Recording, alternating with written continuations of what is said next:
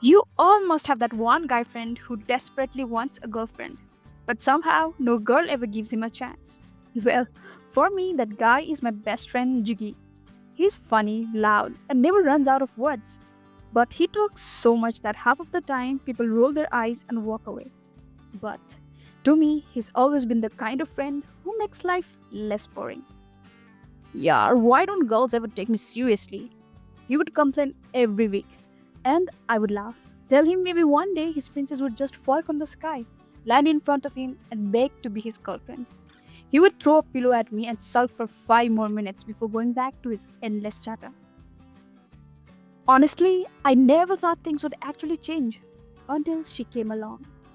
Her name was Ria, the most beautiful girl in our class, smart, stylish, and a little too arrogant. You know, that type, the one who walks into a room and somehow the whole atmosphere shifts. The boys stared, the girls whispered, and me, I didn't like her. Don't ask me why. Sometimes you just know. Something in her vibe felt off. But Jiggy, oh, he was gone, head over heels. I still remember the exact words he said the first day she walked past us. Bro, I think I just saw my future wife. I smacked his shoulder. Future wife? She didn't even see you, idiot. He grinned like a lovesick puppy. Then I'll make sure she does. And that's where everything really began.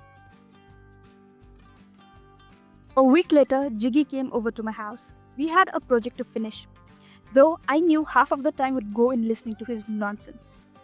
We spread out our books in the living room, but within minutes his attention drifted. My brother Bob had just come downstairs, tall, neatly dressed, carrying his laptop. He looked every bit the third year computer science student who had his life sorted. I noticed Jiggy staring at him. I raised an eyebrow. What? Don't tell me you have a crush on my brother now. Jiggy sighed, shaking his head. If I were half as good looking as him, maybe Ria wouldn't have rejected me. I chuckled, thinking he was joking. Oh, please. Ria rejected you because you don't know how to keep quiet for even 5 minutes. Not because of your looks. But Jiggy wasn't laughing. His eyes stayed on Bob, serious in a way I wasn't used to seeing. That's when he leaned closer and whispered, Hey, Niki, your brother doesn't use Instagram, right? I frowned. Yeah, he hates social media. Why? An odd little smile spread across Jiggy's face. Let, let's make a fake account in his name, with his pictures. We'll add a few friends, you, me, some randoms, to make it look real. Then I'll send a request to Ria. She'll accept it. I'll chat with her, and slowly I'll get closer to her. My eyes widened. Are you crazy? That's literally catfishing. I'm not doing that. Jiggy pressed his hands together like a kid begging for chocolate. Nikki, please. I'm not trying to fool her forever. Just to get to know her. Talk to her without her shutting me down. Once she sees the real me, I'll tell her the truth. Please, Yar, help me. You know how much I like her? I stared at him. He was serious.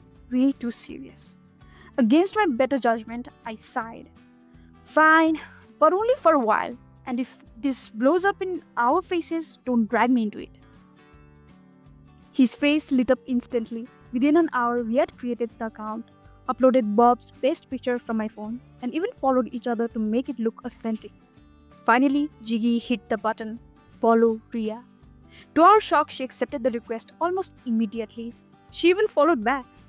Jiggy's grin was unstoppable. He typed a simple hi. We waited and waited. No reply. That night, nothing came. But the next day, as I sat in class, Jiggy nearly jumped out of his chair, waving his phone at me. She texted me back. Nikki, she actually texted me back, he whispered. His excitement was so raw, so childlike, that for a moment I almost forgot that this whole thing was built on a lie. At first, it was fun, I won't lie. Jiggy and I would sit side by side, typing silly messages, laughing at Ria's replies, trying to guess what she'd say next.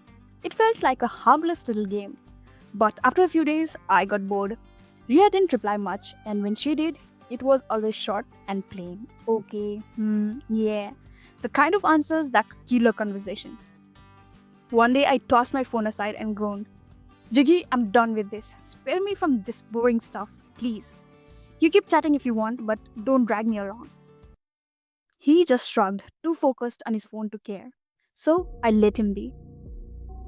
Days passed. Then one morning, while walking down the college corridor, it happened. Bob was ahead of us, laughing with his friends. On the other side, Ria was walking towards him, a soft smile on her face, and then she actually waved. My heart jumped to my throat. Jiggy froze beside me. But Bob, he didn't even notice, didn't stop, didn't wave back. He just kept walking with his friends, not even sparing her a glance. Oh no, I thought. And right then, Jiggy's phone buzzed. He opened the message and my stomach flipped. What's going on? Why did he ignore me? The message read. Jiggy's eyes darted to mine. She thinks Bob is ignoring her. We docked into a corner, both of us panicking. He quickly typed back, whispering as his finger flew. Sorry, beautiful, I can't look at you in college. Your beauty would distract me so much I'd never be able to study again. And studies are the only things I'm good at. He hit send before I could stop him. I buried my face in my hands. That's so cringe, Jiggy. But before I could scold him more, her reply popped up. A blush emoji followed by, I like that. It'll be fun. Jiggy's face lit up like a festival. But me, a chill ran down my spine. I grabbed his wrist. Listen, this has gone too far. Stop now, before things get worse.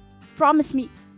He didn't even look at me, just nodded absently, still grinning at his screen.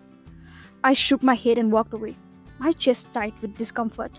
Deep inside, I already knew this wouldn't end well. The first thing I had noticed after the incident was how quiet Jiggy had become. Quiet, which is strange for someone who could talk the life out of you. He stopped hanging out with me, stopped calling, even skipped our usual tea breaks. Something was off. I was about to call him one evening when the doorbell rang. I went to open it, expecting maybe the delivery guy, but my breath caught in my throat. It was Ria, standing there, holding a small envelope. Her eyes darted past me. Is Bob home? I forced a calm voice. No, he isn't. But if you want, you can leave a message. I'll give it to him. She hesitated, then slowly handed me the envelope. Okay, just make sure he gets it. Before I could say anything else, she turned and walked away. My hand shook as I shut the door. I ran upstairs, ripped open the envelope, and froze. Inside was a handwritten note, sweet, innocent, heartbreakingly sincere. Ria had poured her feelings out, how she admired Bob, how she thought about him every day, how much she had started to like him. My chest tightened. This wasn't funny anymore. I rushed to log into the fake account, desperate to see what Jiggy had been doing with her. But when I typed the password, error. I typed again, error. My stomach dropped. The password had been changed. Furious, I grabbed my phone and dialed Jiggy. He picked up, sounding casual. Before he could say hello, I snapped. What the hell is wrong with you? Do you even realize what you have done? You're messing with her feelings, with my brother's life. That isn't a joke anymore. Niki, relax, he said softly. I'll handle it. I promise. I'll clear everything up. Handle it? My voice broke. You better fix it right now, Jiggy, or I'll tell Ria the truth myself. There was a pause. Then his voice, calm but firm. Okay, tomorrow I'll fix it. I hung up shaking, praying he meant it. But the next day, things took a turn I never imagined. We were in English class when my phone buzzed. At first, I ignored it, but then I noticed almost every student was pulling out their phones, whispering, gasping, their eyes wide. A chill crawled up my spine. I picked mine up, and my soul left my body. On the screen was a photo, Ria's photo, a nude, circulated to the entire class. Gasps, murmurs, snickers filled the room. Chairs scraped and students leaned into each other's screens. I couldn't move, couldn't breathe. My eyes darted to Ria. She was frozen into her seat, pale as a ghost, her lips trembling. Tears welled up, but no sound came out. And then suddenly she bolted. She shot up, ran out of the classroom, her friends rushing after her. And I sat there, phone in hand, heart pounding in my ears, just confusion. The next morning, I was just fixing my hair for college when the sudden scream of sirens echoed outside. For a second, I thought, great, who's in trouble this time? But then I heard shouting from downstairs. My heart dropped. I rushed down to see two police officers at our door. Mom was crying, her voice breaking. No, this can't be true. Dad was shouting at them to stop. And in the middle of it all, Bob, standing stiff, eyes wide, completely lost. What's happening? I said. One of the police officers looked at me and said, flat and cold, he's being arrested. He circulated a nude picture of a girl from his college. I felt the world tilt. Bob's eyebrows pulled together in disbelief. I didn't do anything, he shouted, his voice shaking, but the officers didn't listen. Mom screamed, Dad protested, but they still took him away. And in that moment, like a lightning strike, it clicked. It wasn't Bob. It was Jiggy. Anger burned through me. I stormed straight to Jiggy's place, shoved him, fist pounding at his chest. Why did he do this? How could he ruin everything like this? He caught my wrists, eyes desperate. Niki, stop, please. Just come with me once and you'll understand. No, I don't want to hear anything, I screamed. But he begged again, softer this time. Please, just once. You have to see for it yourself. Something in his voice made me hesitant. Against my own will, I followed him. He took me to a hospital, through white halls into a private cabin. There on the bed was a girl, pale, tubes attached, her chest rising and falling slowly. She was in a coma. That's my sister, Jiggy said, his voice breaking. She was in Bob's class. She loved him, trusted him. But he played with her, used her, and left. She couldn't take it. She jumped. I froze, the wall closing in. My breath felt stuck in my throat. Jiggy wiped his eyes. That day, I swore I'd make him pay. Everything I did was for her. I just stood there, speechless, mad, ashamed, sad, all at once. His words echoed in my ears, but I couldn't process them. I turned away, my steps heavy, my chest hollow. I didn't say a word. I just walked out. I stood outside the police station, the stone building looking colder than it had any right to. I didn't know whether to hate Jiggy for what he had done or feel sick for my brother. My chest ached and I swayed a little, the afternoon light swimming in front of my eyes. Then a voice cut through the noise, soft surprise. It wasn't him, was it? I turned. Ria was standing there, hands in the pockets of her jacket, hair falling across one eye. Seeing her felt like being struck twice in the same day. You? What are you doing here? I managed. She looked at the station, then back at me. I came to know of what happened. I frowned. My voice came out sharper than I intended. What do you mean? You complained yourself, and now you're here to find out? Ria shook her head firmly. No, Niki, I didn't file anything. That's why I felt something was off. Only Bob and I knew about those chats. He wouldn't expose himself like that. And I never shared our chats with anyone, not a soul. So if those screenshots are out there, if police know what we talk about, then someone else is behind it. For a second, I was speechless. Then the dam broke. I couldn't hold it any longer. Tears came hot and sudden, and everything I had held inside the last 24 hours poured out.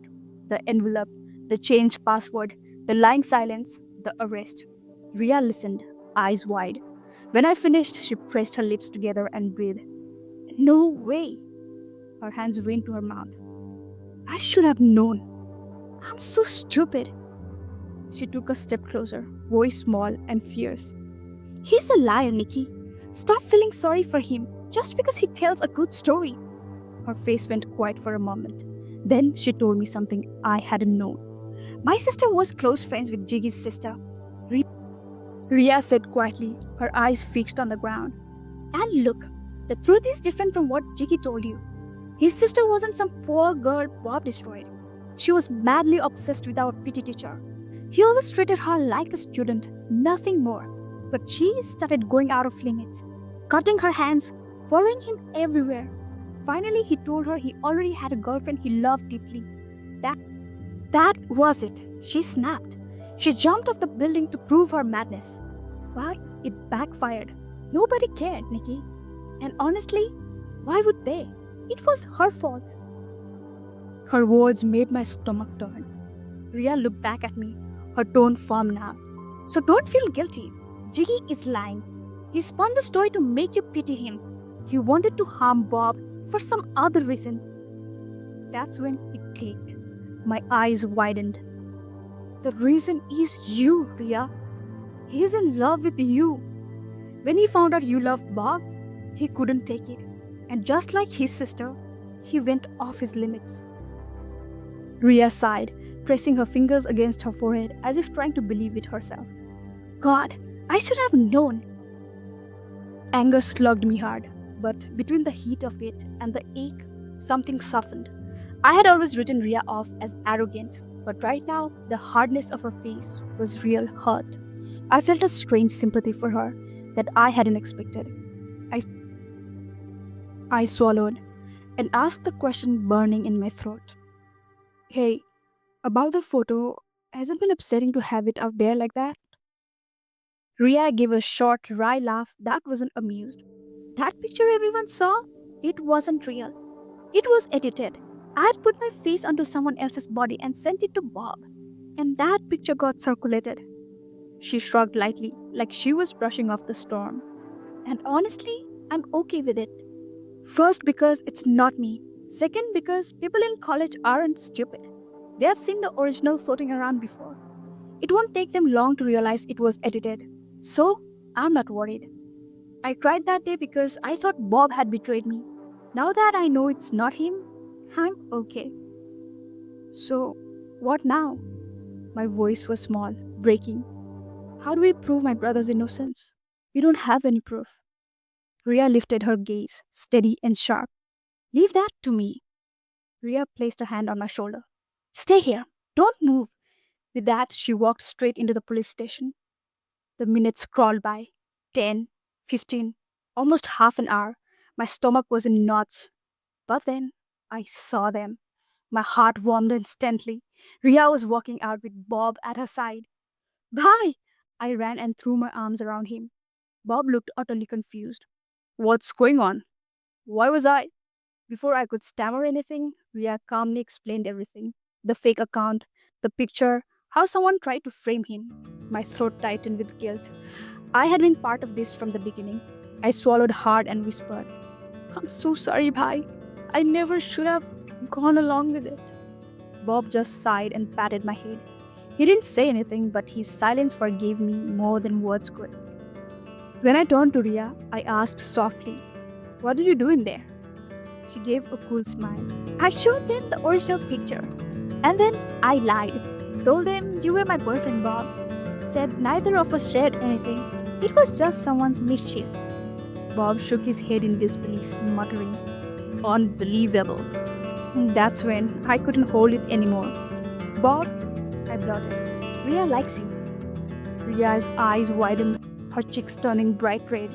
She opened her mouth, but nothing came out. Bob cleared his throat, trying to look serious, but the corners of his lips curved up. Well then, would you like to go on a date with me? Ria let out a little scream of joy. Yes! I laughed, shaking my head at both of them. Guys, come closer! They leaned in, still blushing and grinning, and I quickly snapped a selfie of the three of us, wide smiles, bright eyes, and posted it without thinking. Later we went home together. Mom and Dad were still in a panic, but the moment they saw Bob safe, relief washed over their faces. We sat with them, comforting them, letting them know everything was finally okay.